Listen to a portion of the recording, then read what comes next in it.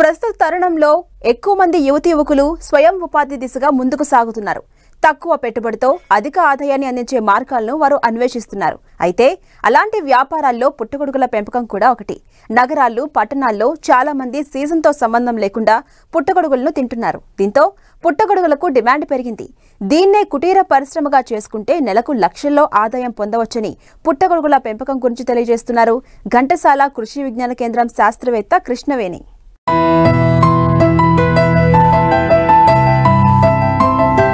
Chilli chicken, pepper chicken, chicken tikka, mutton tikka, Apollo fish ఇలాంటి ప్రత్యేక వంటకాల సరసన ఇప్పుడు పుట్టగొడుగులు కూడా చేరిపోయాయి. ఇప్పుడు ఏ రెస్టారెంట్ కి వెళ్లినా స్పెషల్ మెనూలో పుట్టగొడుగులతో చేసిన వంటకాలుంటున్నాయి. అంతేకాదు, చిరు వ్యాపారులు తాజాగా పుట్టగొడుగులతో పచ్చళ్లు పెట్టి అమ్మడం మొదలుపెట్టారు. అందువల్లే పుట్టగొడుగుల పెంపకం ఇప్పుడు మంచి లాభాలు తెచ్చిపెట్టే కుటీర పరిశ్రమ జాబితాలో చేరింది. ఆహార నిపుణులు కూడా వీటి వాడకాన్ని ప్రోత్సహిస్తున్న నేపథ్యంలో పుట్టగొడుగులు లాభసాటి సాగుగా మారింది. దీన్నే స్వయం ఉపాధిగా మలుచుకుంటే మంచి ఆదాయం పొందొచ్చని వివరాలు తెలియజేస్తున్నారు కృష్ణా జిల్లా ఘంటసాల కృషి విజ్ఞాన కేంద్రం శాస్త్రవేత్త కృష్ణవేణి.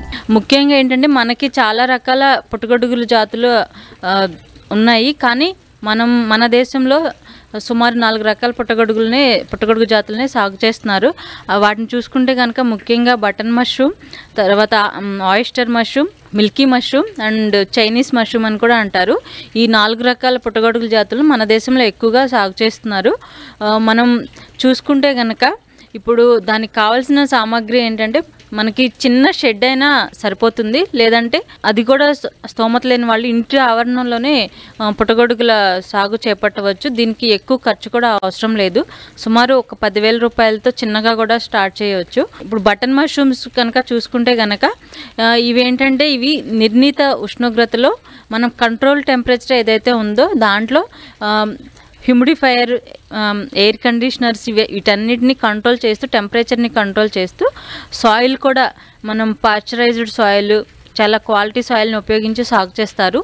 ఇది 15 నుంచి 18 డిగ్రీల ఉష్ణోగ్రతలో మాత్రమే దీని పెంపకం చేపట్టవచ్చు.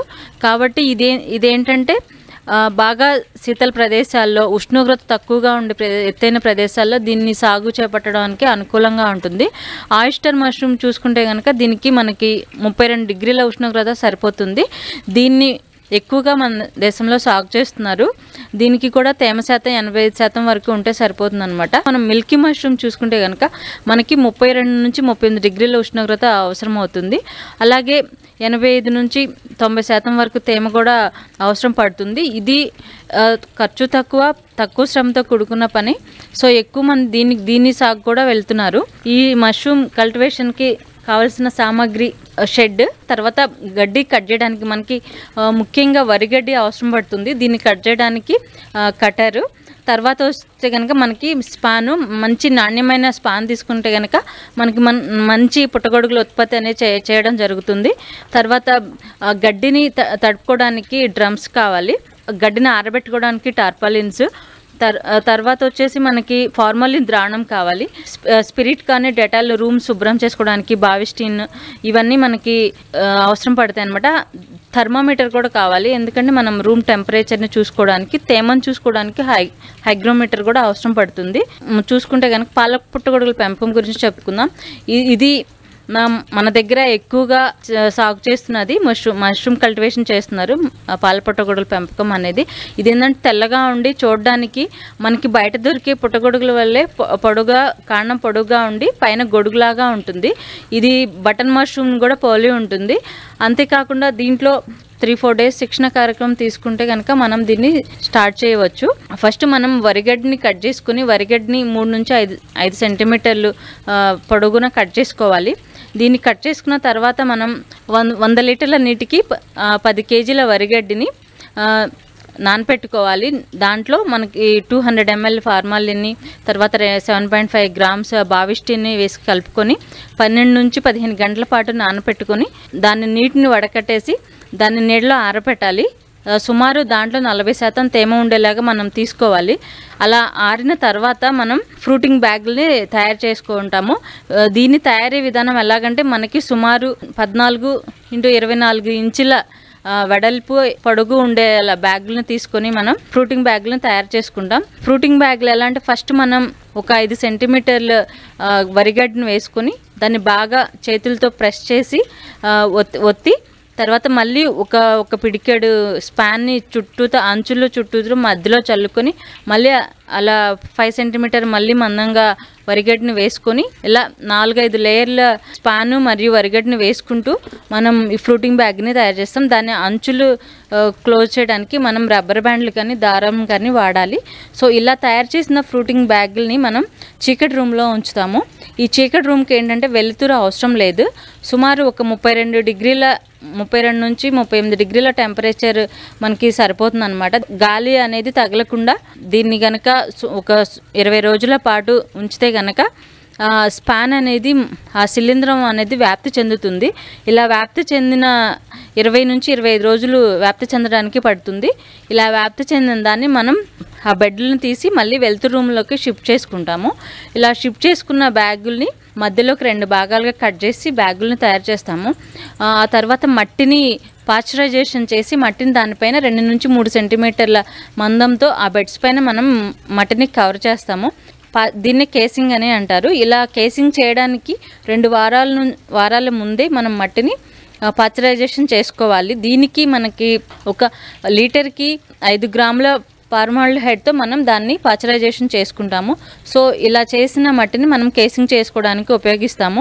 ఇలా చేసిన తర్వాత సుమారు మనకి 10 నుంచి 15 రోజుల్లో పుట్టగొడుగులు అనేవి అభివృద్ధి చెందుతాయి. చిన్న చిన్న గుండు సూదుల్లాగా మొనల్లాగా వచ్చేసి కొంచెం పెద్దగా అవుతాయి. సో ఇలా చేయడానికి ముందు మనం కేసింగ్ చేసుకున్న వెంటనే మనం బావిస్టిన్ స్ప్రే చేయాలి. లీటర్ నీటికి 1 గ్రాము బావిస్టిన్ వేసి సో మనం దానిపైన స్ప్రే చేయాలి. ఆ తర్వాత నుంచి మనం ఉదయం సాయంత్రం వాటికి ఆ బెడ్స్కి వాటర్ స్ప్రే చేసుకుంటూ ఉండాలి. సో ఇలా చేసినప్పుడు మనకి 10 నుండి 15 రోజుల మధ్యలో మనకి పుట్టగొడుగులు అనేవి అభివృద్ధి చెందడం డెవలప్ అవడం స్టార్ట్ అవుతాయి. సో ఒక్కొక్క బెడ్ నుంచి మామూలుగా 3 కోతలు అనేది తీయవచ్చు. సో ఫస్ట్ వచ్చే పుట్టగొడుగులు ఏంటంటే కొంచెం సైజులో పెద్దవిగా ఉంటాయి. చిన్న తరహా కుటీర పరిశ్రమల్లో పుట్టగొడుగుల పెంపకం మెరుదైన ఉపాధి పరిశ్రమగా దినదినాభివృద్ధి చెందుతోంది. పుట్టగొడుగుల్లో ఉన్న విశిష్ట పోషక విలువలు, ఆరోగ్యానికి మేలు చేసే గుణాల వల్ల వీటికి గిరాకీ నానాటికి పెరుగుతోంది. అయితే వీటి పెంపకంలో కొన్ని జాగ్రత్తలు పాటించాలి. ముఖ్యంగా వ్యాపారంగా చేపట్టేవారు విడతల వారీగా చేపట్టినట్టయితే ఏడాది పొడవునా దిగుబడి వచ్చే అవకాశం ఉంటుంది. ఇప్పుడు మనం తక్కువ మొత్తంలో ఎవరైతే చేసుకోవాలనుకుంటున్నారో వాళ్ళు ఈవెన్ గడ్డిని కెమికల్ పద్ధతిలో కాకుండా న్యాచురల్గా కూడా చేసుకోవచ్చు. వరిగడ్డిని ఉడకబెట్టడం 12 గంటలు నానబెట్టిన తర్వాత ఒక 20 నిమిషాల పాటు బాగా ఉడకబెట్టాలి. ఆ ఉడకబెట్టి తర్వాత ఆరబెట్టి కూడా అలా కూడా చేసుకోవచ్చు. ఇది ఆర్గానిక్ మెథడ్. ఈవెన్ కేసింగ్ కూడా మనం ఆవిరిలో దీన్ని పాశ్చరైజేషన్ కూడా చేసుకోవచ్చు.